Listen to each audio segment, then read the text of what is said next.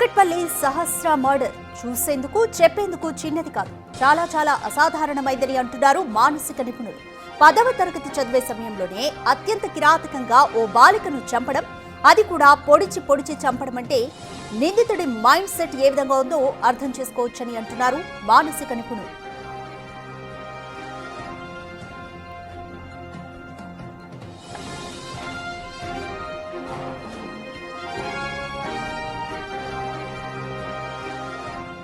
ఇందుకు కారణాలను అన్వేషిస్తే నిందితుడైన బాలుడు పెరిగిన వాతావరణం, చేసిన పనులే కారణమన్న వాదన వినిపిస్తోంది.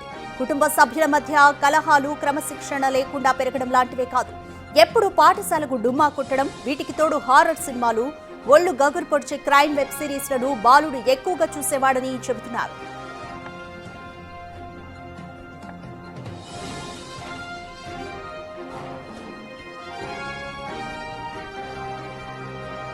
ఇవన్నీ చూసి మనసులో ఒక రకమైన సైకో లక్షణం, దేనికైనా తెగించే తత్వం లాంటి అలవాట్లు వచ్చాయని, ఈ క్రమంలోనే దొంగతనానికి వచ్చిన నిందితుడు బాలిక సహస్ర తనను చూడడంతో బరి తెగించి విచక్షణ మరిచి దారుణంగా హత్య చేశాడని అభిప్రాయపడుతున్నారు స్థానికులు.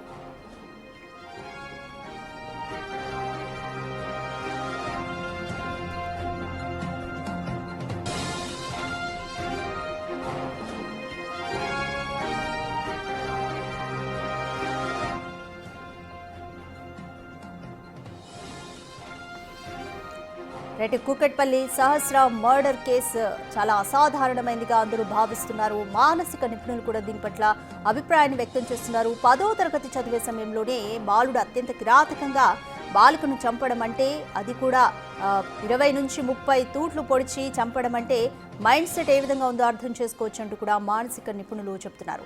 దీనికి సంబంధించి మోర్ డీటెయిల్స్ మా ప్రతినిధి అనిల్ అందిస్తారు. రైట్ అనిల్, సహస్రాన్ని ఒక బాలుడు చంపాడు అనేది ఎవరు నిజంగా ఎక్స్పెక్ట్ చేయలేదు, ఊహించని ఘటన ఇది. అందరూ కూడా చాలా షాక్కి గురైన సిచ్యువేషన్. సో ఇదే బాలుడికి మొదటి దొంగతనమా, లేకపోతే పేరెంట్స్ అతడి స్థితిని ఎంతవరకు గమనించారు? ఇంతకు ముందు ఏమైనా దొంగతనాలు చేశాడా? ఏ విధంగా ఉండే సిచ్యువేషన్?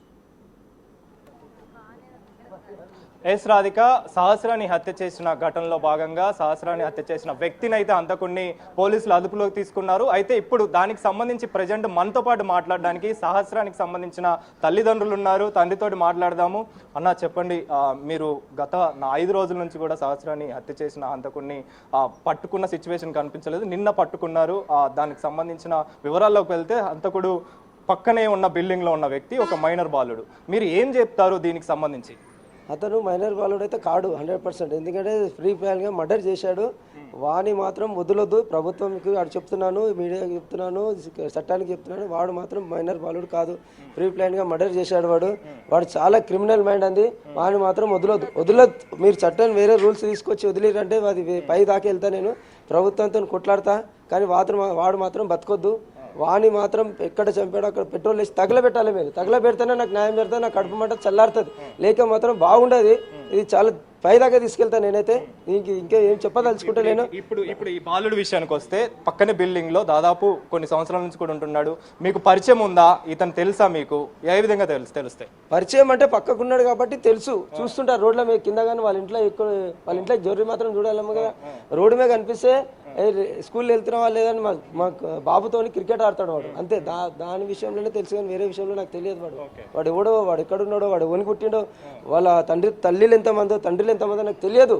వాడంత పెద్ద క్రిమినల్ మైండ్ ఉందంటే వాడు ఎవడో మనకు తెలియదు అసలు. తను ప్రీ ప్లాన్డ్ గా దొంగతనం చేయాలని చెప్పేసి ఒక లెటర్ మీద రాసుకున్నాడు, ఎలా చేయాలని చెప్పేసి కూడా డీటెయిల్స్ రాసుకుని ఆ తర్వాత దాడికి పాల్పడ్డాడు. ఇవన్నీ ఘటనలు చూస్తే మీరు ఏం చెప్తారు దీనికి సంబంధించి? అంటే సహస్రాన్ని చంపాల్సిన అవసరం ఏమొచ్చింది అతనికి? దాని గురించి మీరేం మాట్లాడతారు? మీ ఇంట్లో తను ఏం దొంగతనం చేయడానికి వచ్చినట్టు కూడా మీరు చెప్తారు? దొంగతనం అంటే మా పాప అయితే ఏం చేయలేదు. మా పాపని చంపిండు వాడు. దొంగతనం అంటే ఎన్ని దొంగతనాలు చేసిండో నాకు తెలియదు. ఎన్ని దొంగతనాలు చేసిండో నాకు తెలియదు. మా పాపని చంపిండు. మా పాప న్యాయం జరగాలి, నాకు న్యాయం జరగాలి. నా కడుపు అంటే చల్లారాలంటే ప్రభుత్వం ఒక నిర్ణయం, వాడిని చంపాలంతే. అంటే మీరు చెప్తున్నట్టు మీరు శిక్షించాలని చెప్పేసి మాట్లాడుతున్నారు. అంటే గత 4 రోజుల నుంచి కూడా బాబుకు సంబంధించి, బాబు అక్కడే ఉన్నాడు, హత్య చేసిన వ్యక్తి 4 రోజులు కూడా మీతో పాటే తిరుగుతున్నాడు, పోలీసుల దగ్గర కూడా కనిపించిన పరిస్థితి. కానీ అలాంటి పరిస్థితుల్లో ఎక్కడ కూడా అనుమానం కలగలేదా? దానికి సంబంధించి మీరేం మాట్లాడతారు? అంటే పోలీసులకి అనుమానం కలిగించిన విధంగా అతను వ్యవహరించాడంటే తన యొక్క మెంటాలిటీ ఎలా ఉంది, క్రిమినల్ మైండ్ ఎలా ఉందంటే మీరేం మాట్లాడతారు? వాడొక పెద్ద దొంగ సార్.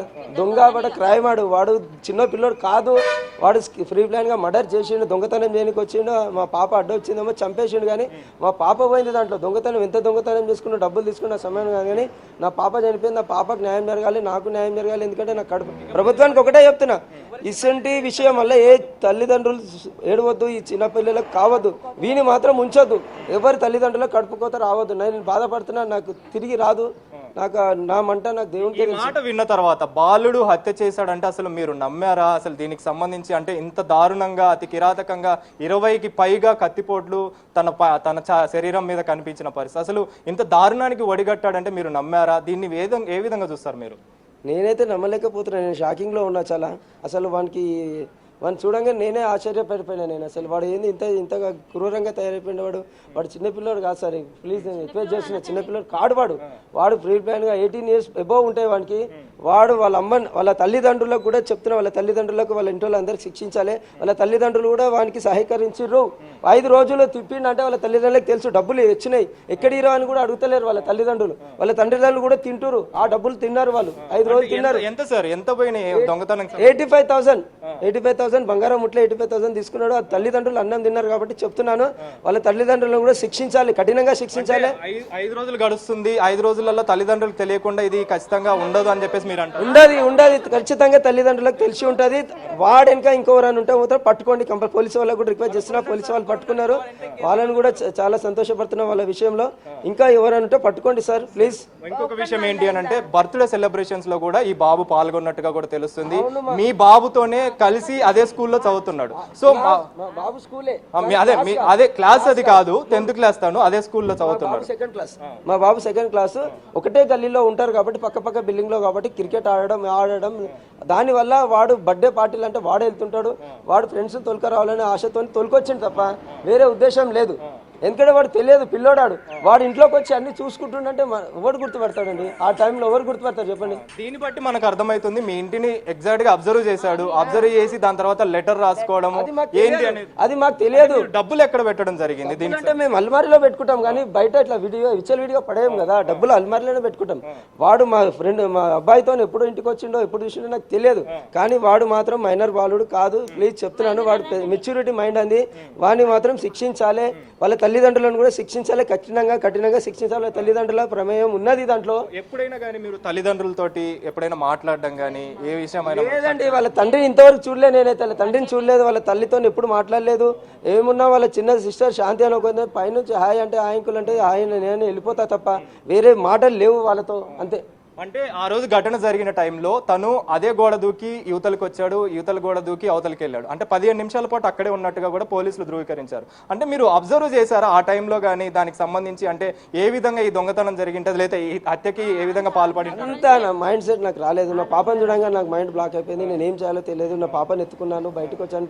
అప్పుడే డాక్టర్ వచ్చాడు, పోలీసు వాళ్ళు వచ్చారు, అంతా గందరగోళం అయిపోయింది. నాకేం తెలియదు అక్కడ. అమ్మ మీరు చెప్పండి, ఈ హత్యకు సంబంధించి అత్తగా మీరేం మాట్లాడతారు? దీనికి సంబంధించి ఇంత దారుణంగా ఇంత అతి కిరాతకంగా చంపిన బాలుడికి సంబంధించి మా తమ్ముడు చెప్పిండా ఆయన ఉంచొద్దు అంతే. ఆడు చిన్న పిల్లగాడైతే కాడు. ఆడు మంచిగా ప్రిఫర్ అయ్యి వచ్చి నా కోడల్ని చనిపోయింది. మేము సంవత్సరానికి ఒకసారి కూడా మా తమ్ముడి దగ్గర రాము. అక్కడ ఏమవుతుందో ఎవరు ఉంటున్నారో మాకు తెలియదు. ఆ పాప మొన్న మా పెళ్లిలో ఒక నెల ఉన్నది అంతే. అదే మేనత్తల దగ్గర కూడా ఉంచలేడు, అల్లరి ముద్దుగా పెంచుకున్నాడు మా తమ్ముడు. ఆని మాత్రం ఉంచొద్దు. తల్లిదండ్రులు చెప్తున్న వర్షన్ ప్రకారము కూతుర్ని ఎప్పుడు కూడా ఒక్కదాన్నే వదిలిపెట్టి కూడా వెళ్ళిన రోజు వెళ్తుంటారు. కష్టం చేసుకుర్రు, ఏ ఆస్తి లేదు, వచ్చి చిన్నగా ఉన్నప్పటి నుంచి పెద్దగా అయ్యిండు. కష్టం చేసుకొని ఇద్దరు, మా అమ్మ చనిపోయినాక తమ్ముడిని పెళ్ళైంది, 2 పిల్లలు పుట్టిరు, అల్లరి ముద్దుగా పెంచుకున్నాడు. మాకు కూడా ఆశపడలేడు, రూపాయి ఇమ్మని కూడా అనలేడు. ఒకడు వాళ్ళ అన్నున్నాడు, ఇప్పుడు మా అన్న మా పెద్దన్న, వాళ్ళకు కూడా ఆశపడకుండా 2 పిల్లల్ని మాకు ఇవ్వకుండా నడుపుకున్నాడు. అట్లాంటి పిల్లల్ని నరికేసి అన్నప్పుడు ఆడు ఉండదు. ఆడు మైనర్ కాడు, ఆడు వయసు పిల్లగాడే ఉన్నాడు. అని అమ్మ కళ్ళ ముంగట ఏమన్నా చేయాలి. పిల్లగాడిని ఖచ్చితంగా శిక్షించాలి. వాడిని ఇంక ఇట్లనే వాళ్ళకి వీడున్నాడు, ఏజ్ కాలేదని తెలిసి పెడితే ఇంకా వాడు ఇంకా వేరే వాళ్ళకు కూడా వాడు ఇట్లాంటివి చేస్తాడు. నాకేం చేయలేదు, ఇంత పెద్ద చేసినా కూడా వాడు ఏం చేయలేదు అనేసి ఇంకా చేసే అవకాశాలు ఉన్నాయి. 5 రోజుల పాటు అనుమానం రాకుండా తిరిగాడు. ఆ తర్వాత తను ప్రీ ప్లాన్డ్ గా కొన్ని రాసుకున్నాడు. అంటే OTT ప్లాట్ఫామ్స్ కావచ్చు, వీడియోస్ చూసి కావచ్చు, ఇవన్నీ కూడా ప్రీ ప్లాన్డ్ గా చేసుకున్నాడు. ఆ ఏజ్ లో వాడు చేసి కూడాను స్నానం చేసుకుని వచ్చి మళ్ళీ యథావిధిగా వచ్చి వాడు వచ్చి మీ పాప 4 సార్లు అరిచింది డాడీ డాడీ అని అంటే వాడు ఎంత ధైర్యం ఉంటుంది. మీ దగ్గరకు వచ్చి చెప్పడం జరిగింది. మా బామర్దికి కృష్ణకు వచ్చి చెప్పిండు. అంటే ఇక ఇట్లా నమ్ముతారు సార్, అంత ఆనందం రాకుండా ఇట్లా ముఖంలో కూడా ఎంత భయం లేకుండా వచ్చి చెప్పిండు. వానికి ఎట్లా అనుమానం పట్టాలి, అట్లా జరిగింది సార్. ఏం చెప్తారు మరి చివరికి ఏం చెప్తారు ఇంతటి దారుణానికి తగ్గబడ్డ? మా పాప పోయింది కానీ ఇంకా ఇక ముందు ఎవరికి ఇట్లాంటి సంఘటన జరగకుండా వానికి కఠినంగా శిక్షించాలి. మా పాపకి అది మీ దాన్ని బట్టి ఉంటుంది. వదులుతాడా వదలడా, మరి ఇంకొక పాప కూడా జరగచ్చు రేపు పొద్దుగాల జరుగుతుంది కదండి. మరి అతన్ని మాత్రం వదలొద్దు. గవర్నమెంట్ ఎట్లా శిక్షించిందో మాకు తెలియాలి. అతను వదిలిండ్రు అనుకో చంపాలి కంపల్సరీ. మా పాప ఎట్లా చనిపోయిందో వాడు కూడా అట్లా ఆ తల్లిదండ్రులు కూడా చాలా శ్రోకించాలి. మా పాప చాలా ఘోరంగా చనిపోయింది సార్, మాకు చాలా ఇబ్బంది ఉంది. ఆ పిల్లని చూసి మేము షాక్ అయిపోయినాం, చాలా షాక్ అయిపోయినాం. మాకు కంపల్సరీ వాళ్ళు చనిపోవాలి, మాకు అదొకటే తలిగింది సార్. మేము మర్చిపోలేకపోతున్నాం. నా చిన్న కోడలు ఎంత మేము చేసుకున్నామో మాకు తెలుసు. నా కడుపు కోత మిగిలిచ్చిండు, వాళ్ళకు కూడా కడుపు కోత మిగిలాలి. అంటే అమ్మ మీతోటి ఎలా ఉండేది సహస్రని విషయానికి వస్తే? అసలు తనకు నా తమ్ముని బిడ్డ సార్, చాలా మంచి ఉంటుంది. ఎంతటి దారుణంగా కలగనలేము సార్. మేము అసలు అనుకోలేము. మా వార్త తెలియంగానే పడుకుంటే లేసుకుంటూ వచ్చిన సార్. మాకు అసలు ఏది తెలియదు ఎలా ఉంటుందో మాకు చాలా. మేము ఇప్పటికి కళ్ళకెళ్ళి పోతలేదు సార్. షాకులు ఉన్నాం మేము. ఎందుకు చంపిండ్రు అనే బాధ మాకు అర్థం అవుతలేదు. వాడు అనుమానం రాకుండా ఎందుకు చంపిండు, ఏ విధంగా చంపిండు, అంత కక్ష ఏమది అది అర్థం కాలేదు మాకు ఇప్పటిదాకా. ఆ పిల్లగాడు దొరికిన దాకా అర్థం కాలేదండి. కంపల్సరీ శిక్షించాలి. థ్యాంక్స్ అండి.